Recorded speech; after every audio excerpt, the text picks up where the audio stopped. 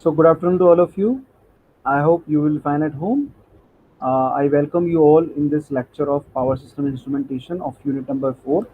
I'm having a code number EE311, and the topic is Power System Instrumentation 1, Measurement of Phase, Angle and Frequency.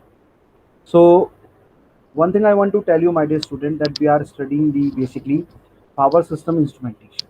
So, if I am talking about the power system instrumentation, basically, so power system instrumentation is again a important subject of power system. And if I'm telling you this thing, why I'm telling you this thing that power system is an important subject? Because if I want to understand the power system, though I need to understand the various things which is related to power system. That is analysis, engineering, instrumentation is again a main part. Because we want to measure power, voltage, current, impedance, whatever. So I need an instrument. And that instrument basically comes in the category of instrumentation. Okay, so measuring instruments or measuring part. So power system instrumentation is totally deals with that part. So in this, the first basically the unit deals with the errors. Errors is basically the human mistakes which we made by us, blunders also, and every person make a mistake because we are a human being, not a god. So we can make a mistakes. We are making a mistake, so that comes in the category of errors, and we having the different type of errors like gross error, random error, a systematic error, environmental error, instrumental error. So many errors we have studied in the unit number 1. Then we have understand about the Gaussian curve. How can we represent these errors or measurement of errors in a curve? Okay, and we having the deviation, means precision and accuracy. Two things are there. Accuracy is basically the accurate. So the word accurate, we take out the accuracy basically, and accurate is the true value. For example, I want to measure the current in a circuit, though I need a meter. So that ammeter gives you the 5 ampere, that is the fixed reading, true value, true reading. If 5 ampere is the true reading, so what I have to do? That 5 ampere is for true value always for me. But if I am measuring this value, so precision take place, means repetition of readings. For example, I am getting 4.6, 4.7, 4.8, 4.9, 7 of several times. But the accurate reading is, or true reading is 4.9, not it is it is 5. The accurate reading or the true reading is 5, but I am getting 4.6, 4.7, 4.8, 4.8.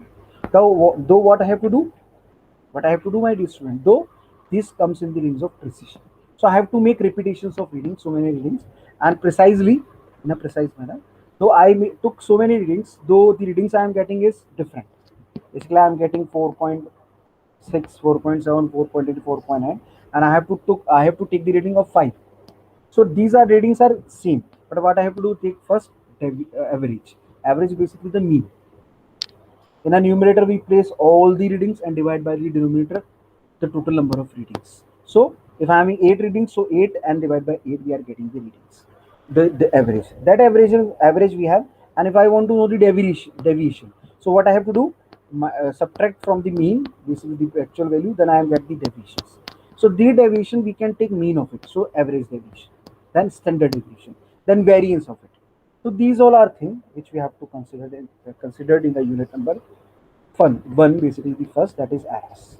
We calculate the errors, calculation of errors by the help of average, mean, average deviation, and all this. So I hope you understand. In unit number 2, we have studied about different types of transducers. And why we have studied the different type of transducer? Because I need an instrument, or I need a component, or I need an element, or basically this element of system is used to convert one form of energy to the another, one physical quantity to the electrical quantity. If I'm talking about the one physical quantity, that physical quantity may be the mechanical, acoustic, chemical, okay, we can say temperature, pressure, displacement, mechanical energy. So all these things may be the we can say the this type of thing, physical quantity, and now we are converting into the electrical quantity. Though what I have to do? What I have to do, my dear student? I have to do what? I have to do basically convert that physical mechanical quantity into the electrical quantity, and that quantity I need a instrument, element, component, or particle. So that particle or element component or which basically element is known as transducer. And in transducer we have in two parts, sensing part and transaction part. So if I want to sense sensing part, though I need a sensor, and transaction we use transducer. So they transducer based on inductive, capacitive, displacement, photoconductive, phototransductive, transductive, and photovoltaic. You can see. So I hope you understand this thing, that which type of the transducer we have. Then we can understand the types of transducer. Then we having linear variable differential transducer, LVDT, RVDT, rotatory, you can say. We having the thermistors, thermocouples, okay, based on Seebeck effect, Hall effect we use for magnetic measurement, strain gauges, potentiometer, RTD, resistance temperature detectors. All these things we have studied in the unit number 2, the measurement of basically the displacement, linear displacement, temperature, potential, all these we have studied in the unit number 2 with the help of transducer. In unit number 3, basically we have studied about the signal condition. Now first I am getting the signal in the form of analog. Now I want to convert it to digital. Do I need ADC, analog to digital converter? But I need a transducer which convert the form. So errors, I want to identify the measurement, the instruments error, then identify the which transducer I have to use. Then how can we amplify it? Though for amplification we use amplifiers in signal conditioning. So in signal conditioning, those though we having different type of amplifiers. We having the instrumentation amplifier, combination of three op amps. Previously this the operational amplifier we have to know. If we don't know the operational amplifier, then we can't understand the instrumentational amplifier or the amplifiers which we are using for signal conditioning. So the different amplifiers, before this you have to study or understand about the op-amp. Op-amp is the short form of operational amplifier, and this operational amplifier is basically what? This operational amplifier is basically IC741, integrated circuit chip number 741, having 8 pins. 5 pins are for the utilization purpose, or we use it for inverting, non-inverting inputs, plus voltage, minus voltage and output, and 2 are for the null, no connection, 1 for the null side. So we can say for 8 pin structure, that is IC741. In 741 IC, or we can say op-amp, we can make a differentiator, we can make it integrator, we can make it voltage follower, we can make it amplifier, we can make it subtractor, we can make it adder, we can make it logarithmic, we can make it anti-logarithmic. So several mathematical operations in an amplifier we can perform with the help of operational amplifier. So I hope you understand. We have studied in the unit number 3. Then we having the instrumentational amplifier. In this instrumentational amplifier, we use the combination of three op amps. Then we having the optical, or we can say isolation amplifier. In isolation amplifier, again we are using op amp, integrator, differentiator maybe. Then we having the analog multiplier and divider. We use Gilbert mixer there, which mixes the frequency with the input frequency with the help of local oscillator and dividing also. Then we having the adder and subtractor. We having the isolating amplifier, isolation amplifier for the isolation purpose. Okay. Then we having the optical isolation and magnetic isolation. Uh, Optocoupler, we have understand. Function generator, we have understand. These all are frequency to voltage measurement. Then we can say temperature to voltage measurement. You can convert it just like a transducer. Then grounding and shielding, very important, because grounding are of two types. Why we are doing grounding? For the electrical precautions, electrical safety. We want to prevent the leakage current. We don't want to flow the leakage current. Basically, if we want to flow the current leakage in the ground, don't not in the instrument. We don't want to flow the leakage current in the instrument. That gives you the shock, electric shock, and due to the shock, basically it give the adverse effect of the human being or the thing which is nearby that leakage current. Okay, so grounding is very necessary, though we have to make two types of grounding: single point, or we can say multiple point, or single point. In single point, what we can do, 9 instruments we having, connect all the grounding leads with that single point. And multi point, individual instrument having individual grounding pins or point. Means 9 instrument then having a 9 ground point, we can say. That is multiple single point and multiple point. In single point we are connecting in the single point, and multiple point individual having the individual point. So that is grounding. And shielding, we provided with the shielding. We want to shield that effect. So in a coil we having a shielding. So we use that shielding. In copper graded we having the shielding inbuilt. So we use metals having as per their connectivity, permeability, and all these. So we have studied all these things in the unit number 3.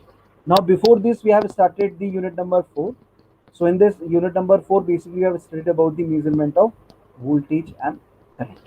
So the basic thing through which we can measure the voltage current is voltmeter or ammeter. In voltmeter, we having the parallel resistance. In ammeter, we having the series. We can say we connect ammeter in the circuit in a series, in a branch. And if I am talking about the voltmeter, though we connect voltmeter in a parallel across. So we can convert galvanometer into a meter or in a voltmeter. So different type of voltmeter and ammeters we have. We having analog and digital. We having a multimeter also, which can measure the current, also impedance, also voltage, also doping level of semiconductor device. So that is the voltmeter or meter, and we having the MI and PMMC, which we have already studied in the instrumentation part, electrical measurement. So I hope you understand this all thing which we have discussed. Now in this lecture, what we are going to study, that is measurement of phase angle and frequency. Now what are the objectives, why I'm starting this lecture and why I'm delivering this lecture to you, my dear student. The first objective is to help the learner to understand the working of cathode ray oscilloscope. Why I'm choosing this cathode ray oscilloscope, my dear student? Because if I'm talking about the measurement of phase angle and frequency, so with the help of CRO, that is cathode ray oscilloscope, we can measure the frequency and voltage and phase angle. So three things we can measure with the help of the CRO. So why we don't want to study this? We have to study this to understand how can we measure. Okay. So second is the understand the detailed theory of measurement of phase angle and frequency with the help of cathode ray oscilloscope. So I hope you understand. Now moving forward, CRO. Now what is CRO here? Basically, what we have in this in CRO. The CRO is a short form of cathode ray oscilloscope. As I am telling you, the oscilloscope means it provides the oscillation and gives you waves form also. So the CRO is the cathode ray oscilloscope, generally refers to as the oscilloscope or simply scope. If anyone asks you, you can also say it is a scope. It's probably the most versatile electrical measuring instrument available. In each lab, you can find it. From the starting from the first year, you can use the CRO because you want to see the waveform. If you want to see the waveform, though you need a CRO, that is scope, cathode ray oscilloscope. So it is a very versatile electrical measuring instrument available in all labs. In our university, we have also this thing. So what we can do, measurement of electrical parameters. What are they? AC or DC voltage we can measure with the help of scope. AC or DC current, voltage and current. Time we can also measure it. Phase relationship we can also measure with this, that is phase angle. Frequency, we can also measure what, my dear student? A frequency also. We can measure the frequency with the help of this CR. How it help you to measure? Now see. Oscilloscope, first understand what is oscilloscope, how it works, what are the components it has. So oscilloscope consists of the following parts. CRT is a short form, but the full form is cathode ray tube, and it is basically the heart of instrument. What is it? It is the heart of instrument. Vertical amplifier. Which type of amplifier I have? Vertical amplifier. Horizontal amplifier. Sweep generator. Trigger circuit for triggering purpose. Associated power supply.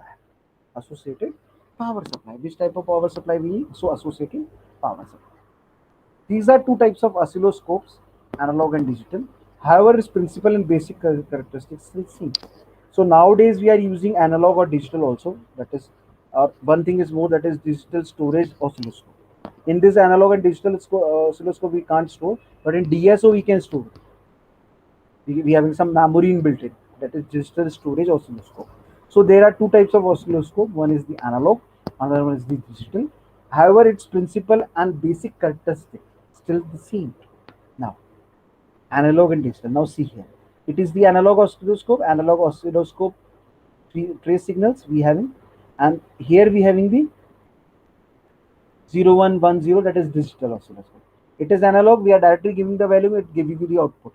But here it senses in the form of binary language, that is 0110. So this is, I am showing you the analog oscilloscope, and this is your the digital oscilloscope. So we can say different types of oscilloscope we having, analog and digital. So I hope you understand the analog oscilloscope and the digital oscilloscope. Okay, now moving forward, how it works. Now see how it works. Basic construction of CI. Vertical input, it given to the vertical amplifier. Then we having the associated power supply. This is the main function where we getting the output, the screen. Horizontal amplifier is there, and we having the triggered sweep generator. What is it? Triggered sweep generator. In this we having the internal sweep, the external synchronous, internal synchronous, and horizontal input X, Y. That is the graph mode. We can say Y and X axis. So Y axis and X axis. So we are getting through this. In this we having the vertical input. It is given to the vertical amplifier. We having the associated power supplies. Then we having the whole thing, the screen where we get this thing. Horizontal amplifier, triggered sweep generator, internal sweep we having, horizontal input XY mode, external synchronous and internal synchronous. Means externally we are synchronizing, internally we are synchronizing. And triggered sweep generator we have. So this is the whole construction of CRO, how it works. Now moving forward, what is CRT? CRT is the heart of the CRO, providing visual display of an input signal waveform. Just your CRT TV. Basically, if I'm talking about the previous time when the TV had been started, that is television invented, though black and white TV was there. But in that we having the CRT, that is cathode ray tube. Then later on we move to the computers, personal computers. Again we have the CRT monitors. But nowadays we are converted to TFTT and LCD, liquid crystal display. So the CRT is the heart of CRO, providing visual display of an input signal. It's providing what? An input signal waveform. You can see. A CRT contains four basic parts. CRT contains what? Four basic parts. An electron gun to provide stream of electrons, we can say. Okay, and focusing and accelerating elements to produce a well-defined beams of electrons. We can say stream or beam of electrons. So focusing on accelerating elements to produce a well-defined beams of electrons. Okay, well-defined beams of electrons. Horizontal and vertical deflecting plates. We having the horizontal and vertical deflecting plates like this, like this. We having two cases like this. We can say. So two plates we have horizontal and vertical. So horizontal and vertical deflecting plates to control the path of electron beam. To control the path of electron beam. An evacuated glass envelope with the phosphorescent screen we having, which glows visibly when struck by electron beam. If the electron beam is stuck, basically is placing on that screen, what happens, that screen will give you glows basically and visible when struck by the electron beam. So I hope you understand. Now it is showing you what it working like this. See here, it is basically the heater, the control grid. It is the pre-accelerating mode. It is the what? Pre-accelerating mode. This is the focusing anode. Okay. This is the accelerating anode. And we having this vertical deflection plate and horizontal. Like this, vertical and horizontal we having. So we having like this. Two things are there. And there we having the screen, where we can show the output of the electron beam which moves basically. Now moving forward, let us look like this. Now see how it works. Cathode ray tube. A heater element, cathode is there, control grid is there, accelerating anode, positive and negative ions we can see. So accelerating anode, focusing anode, focus in the same way. Plates for horizontal deflection, plates for vertical deflection. We can see horizontal and vertical deflection. And here this the yellow line is showing by you the electronic gun. Electron gun I am having, this CRT having. That's electron showing here. So electron beam is showing like this in the yellow color. That electron beam is basically, we can say, is the fluorescent screen is there. Conductive coating is there, and we having the fluorescent screen. There we can see the image of that beam which basically accidentally placed on it, or you can say placed with the help of deflection, that is basically uh, given by or produced by horizontal and vertical. So I hope you understand. Now moving forward, control grid. Now control grid do what? Control grid regulates the number of electrons that reach the anode and hence control the brightness. Regulates the number of electrons that reach the anode and hence control the brightness of the spot on the screen.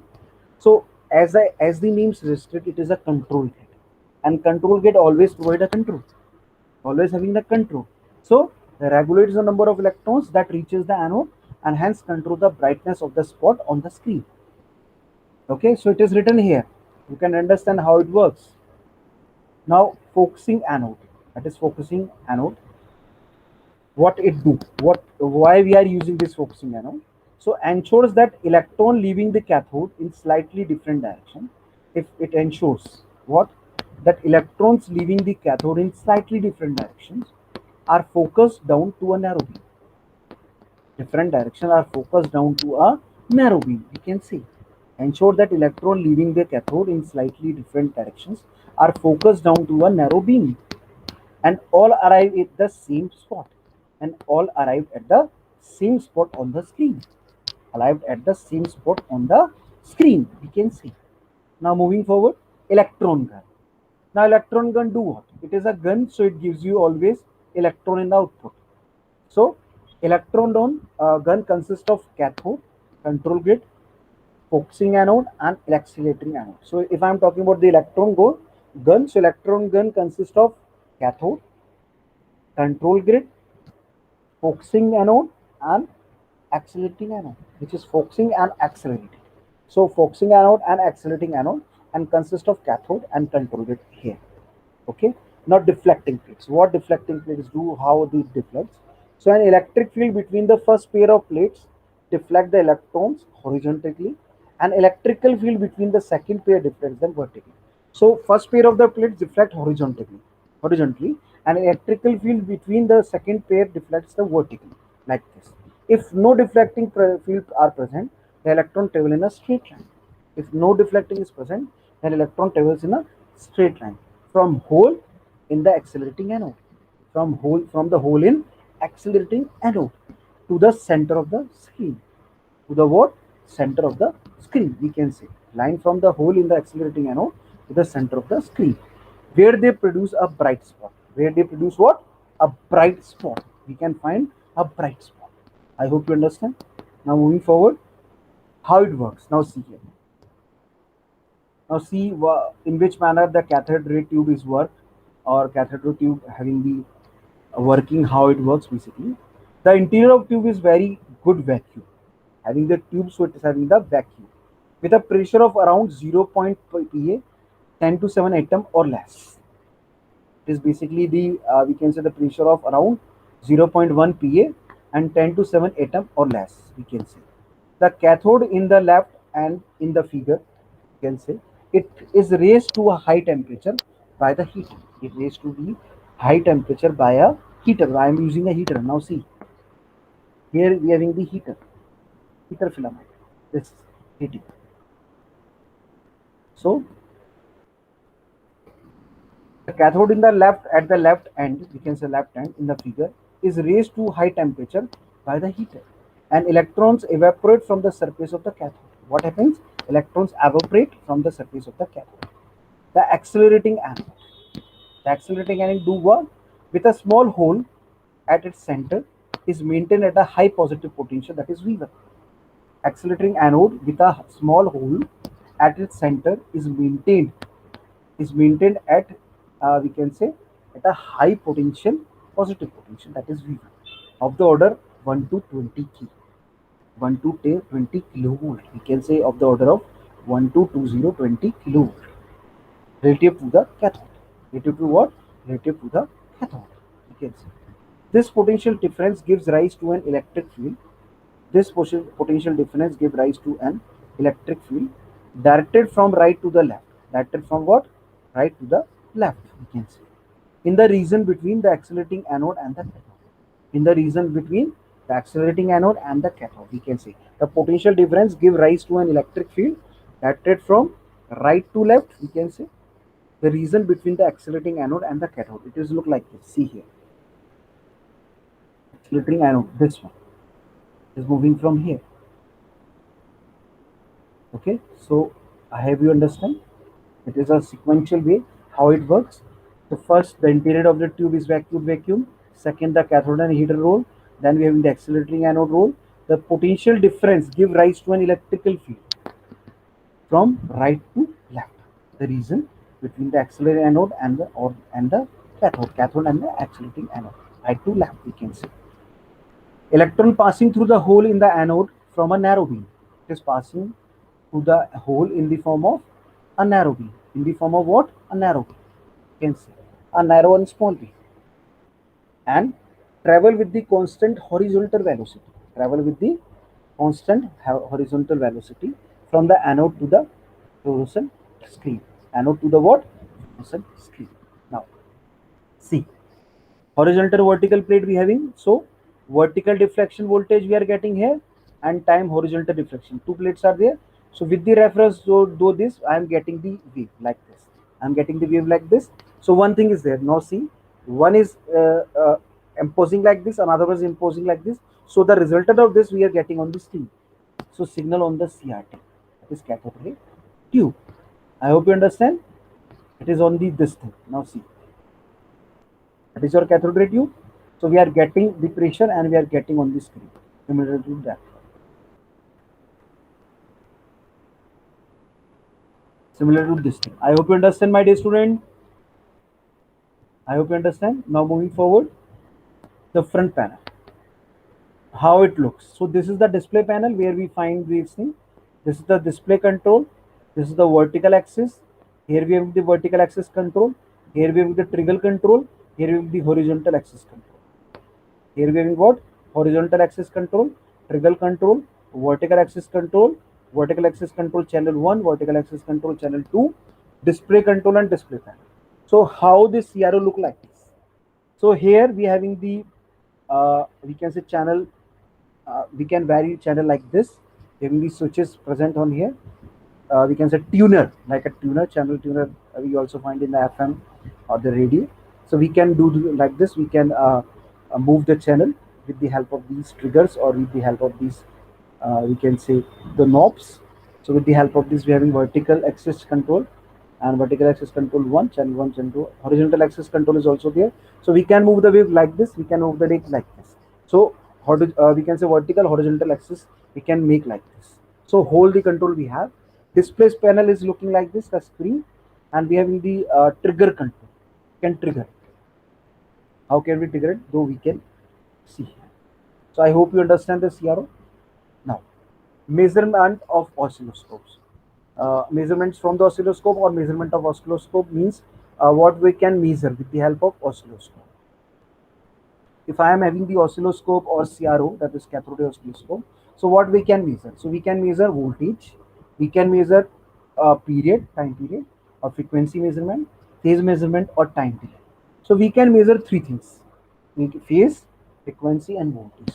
So we can measure voltage, current also. If I am using the current, so I can measure the current. If I am using the voltage, so I can measure the current also. But voltmeter and ammeters are specially for this. But if I am talking about the phasor measurement, we can do with the help of this CRO, period and frequency. Means phase and frequency, we can do this. I hope you understand. Now, voltage measurement. How the voltage measurement take place in this. Now, I hope you understand about this CRO. Now, CROs look like this. How it works? It works with the help of this CRT cathode ray tube. This is the simple function. Now, how can we use this all for the voltage measurement? Now, see here. The vertical scale is calibrated in either volts per division or millivolts per division. So we can say the vertical scale is calibrated either volts per division or multivolts or millivolts per division. So volts per division or millivolts per division, vertical scale is calibrated. Using the scale setting of the scope, if I am using the scale setting of the scope and signal measured of the face of the scope, using the scale setting of the scope and the signal measured of the face of the scope, Then it can measure peak to peak voltage for an AC signal. It can measure for peak to peak. Meaning, for example, I am having peak to peak. So how can we do it?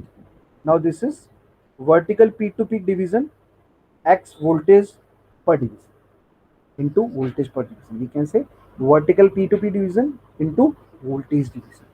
Number of vertical division into voltage division.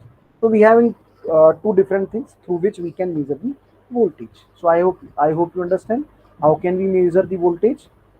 We can measure the voltage which the vertical scale is calibrated either volts per division or millivolts per division using the scale setting of the scope and the signal measured of the phase of the scope.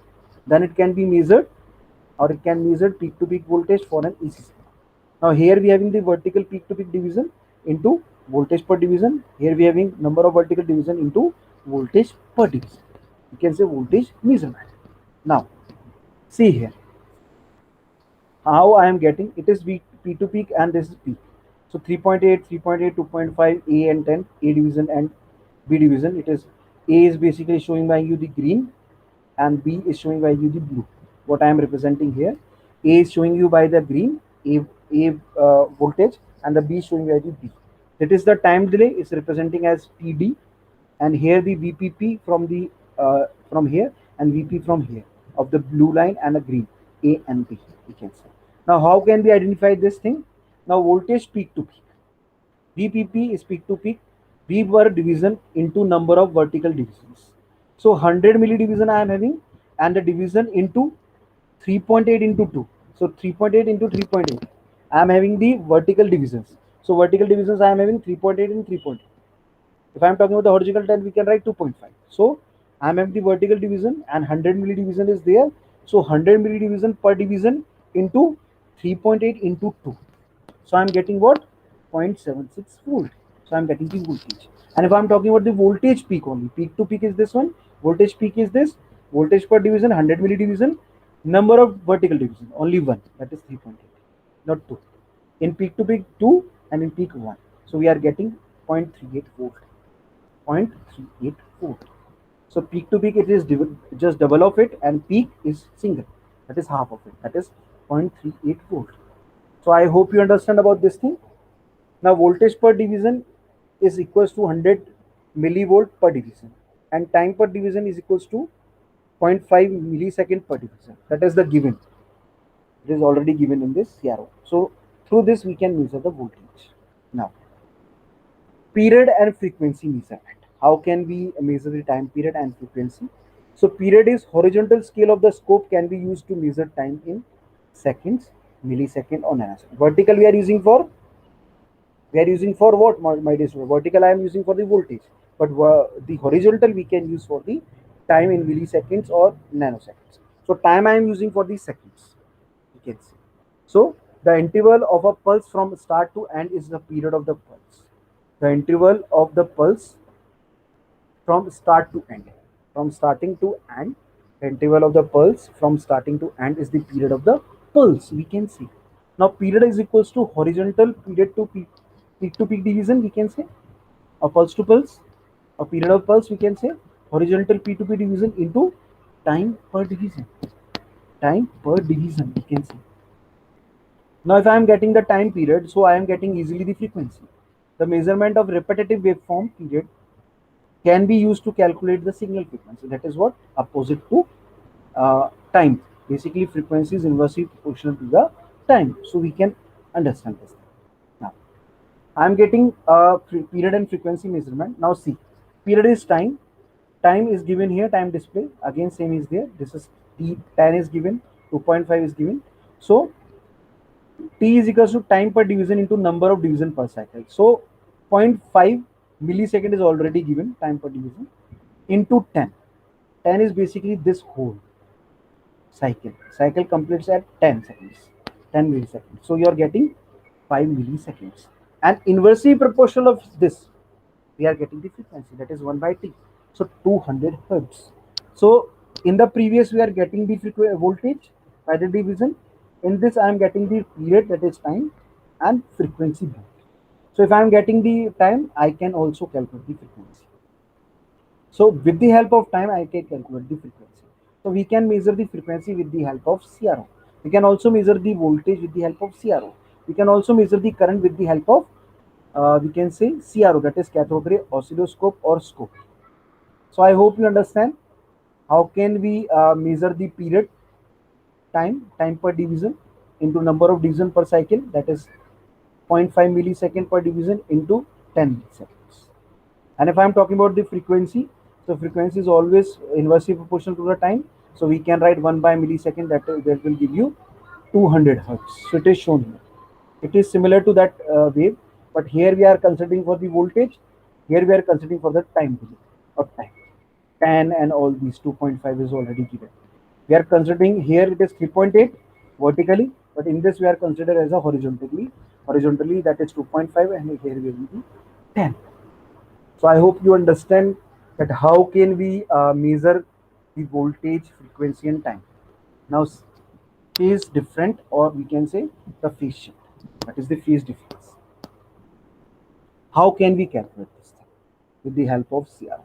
If we don't have CRO, we can't able to measure it by this one. So CRO is the equipment which we use for the measurement of voltage, time, frequency and phase. Okay. Now the time interval between pulses is called pulse T. The time interval between the 1 to 2 pulse, we can say 1, 2 pulse. So the time interval between the pulses is called pulse delay. You can say the pulse delay is measured between the midpoint of the start of the each pulse. The pulse delay is measured between the midpoint of the start of each pulse. For example, this is the pulse, so the midpoint of each pulse, we are getting the pulse delay. Now phase difference. How are we getting the phase difference? So phase difference and division into degree per division. Directly we can get the phase difference and division into degree per division. We can see. Now moving forward, how I am getting this thing. Now see. In this, the time per division is given 0.5 millisecond per division. Okay. So here we having the vertical and horizontal. This will we use for the voltage measurement. This will be used for the this, and this we are using for the what we are using for the time. And if I am getting the time, we can convert into the frequency. So one cycle completed into 10 divisions, that is 10. So time delay is the 2 division, plus 5 and minus 5, we can say 2 is given. So one cycle is equals to 10 division is equals to 360 degree, and one division is equals to 360 degree by 10. So we are getting 36 degree. So 2 division we are getting 2 into 36 degree. So the phase I am getting is 72 degree. I am getting the phase is what 2 into basically division. The division I am getting is of how much degree? It's basically of 36 degree. So if I'm telling you about the 36 degree, so 2 into 36 degree is basically the 72 degree. So how can we calculate voltage? How can we calculate time and frequency? And how can we calculate phase? So with the help of CRO, we can do this. I hope you understand. Now, frequency measurement. The alternative way of using oscilloscope to measure frequency, the order to generate a Lissajous pattern. What we can do? Lissajous pattern. A known reference frequency sine wave is applied to one of the deflection plate of the oscilloscope. In oscilloscope, we having two types of deflection plate, or we can say in a CRT, we having two types of deflection plate. One is vertical, another one is horizontal. So we can say apply to one of the deflection plates of the oscilloscope and the unknown sinusoidal signal to the other deflection plate. So we can say two types of deflection plate, horizontal and vertical. So one of the deflection plate of the oscilloscope and unknown sinusoidal, that is sine signal, to the other deflection plates. One and other deflection, we can see. A Lissajous pattern is produced on the screen according to the frequency ratio, we can say, between two signals. Ratio between two signals. F by we can also calculate the number of positive peaks, Fx, we can say, upon number of right hand side peaks. Number of positive peaks upon number of right hand side peaks, Fx. Now see here. So horizontal and vertical we can say 2 upon 1. Horizontal 1, vertical 2. Means it is vertical is basically 1, horizontal it is 2. Well, here we horizontal is 1, but vertical having 2 patterns, two things. Here we having the 3 in the vertical and 2 at the horizontal. 3 in the verticals, 1, 2 and 3, and 2 are in the horizontal. So these are the Lissajous pattern. Now, Lissajous pattern continued. We can say x or y. We can identify. 1 is given like this. 2 is given like this. 3 is given like this in as and 8 and all this structure. 1.5 we are getting this thing. 1.33 we are getting this thing. Here we having 1. Here we having the 45 degree. It is at the 0 degree I am getting at the 1 value. 1 by 0, 2 by 0, 3 by 0, 1.5 by 0, 1.33 by 0. Here I am getting, what? We can say x per y. So 1 by 45 degree, 2 by 45 degree, 3 by 45 degree, 1.5 by 45 degree, 1.33 by 45 degree, 1.90 degree, 1 upon 90 degree, we can say 2 by 90 degree, 3 by 90 degree, 1.5 by 90 degree, 1.33 by 90 degree, 1 by 135 degree, 2 by 135 degree, 3 by 135 degree, or 1.5 by 135 degree, 1.33 by 135 degree. This is 1 by 180 degree, opposite of it, 2 by 180 degree, 3 by 180 degree, 1.5 by 180 degree, and this is 1.33 by 180 degree. So we can say we can identify the Lissajous pattern of figures with the help of angles and all this. So how can we do the phase angle measurement with the help of this? Oscilloscope can be used in XY, that is X axis and Y axis mode, to determine the phase angle between two signals. This useful technique is limited to the small factors frequency. We can say this useful technology is limited to the small factors, small hertz frequency. The formula for single phase angle measurement is sin phi is equals to y1 by y2 is equals to x1 by x2. We can see where phase phi is the phase angle in degree, y1 is the distance from x-axis to the point where Lissajous pattern crosses the y-axis. y1 is what? The distance from the x-axis to the point where the Lissajous pattern crosses the y-axis. Y2 is what? The maximum vertical distance on the Lissajous. We can say. X1 is what?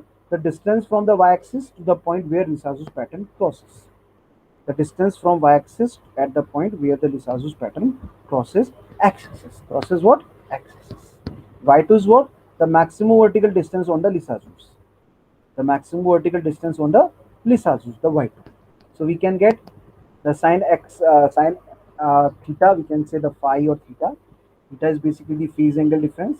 So theta is the phase angle in degrees. So y1 is the distance from x-axis to the point where the Lissajous pattern crosses y-axis. Y2 is the maximum vertical distance on Lissajous. X1 is the distance from y-axis to the point where the Lissajous pattern crosses the x-axis. And y2 is the maximum vertical distance on the Lissajous. Now see, here I am getting 0 is less than theta is less than 90 degree, or 220 degree is less than theta is the 360 degree. So 0 to 360 degree I am getting like this. That is theta is equal to sine inverse y0 upon ym. Y0 upon ym we are getting. Here I am getting again up to the 270 degree. This is opposite of it. So here y0 by ym we can get the theta. So phase angle in the degree, y0 y-axis intercept, and ym is the maximum vertical diffraction. So we can have, with the help of Lissajous pattern, we can identify the frequency, we can identify the phase angle, and with the help of CRO we can measure the voltage, time delay, frequency, and phase angle measurement. I hope you understand these things. So this is the Lissajous pattern. From this we are getting the sine theta is equals to y1 by y2 is equals to x1 by x2. Here we are getting the phase angle in degree, that is phi. Y-axis is intercept, and y is the maximum vertical diffraction.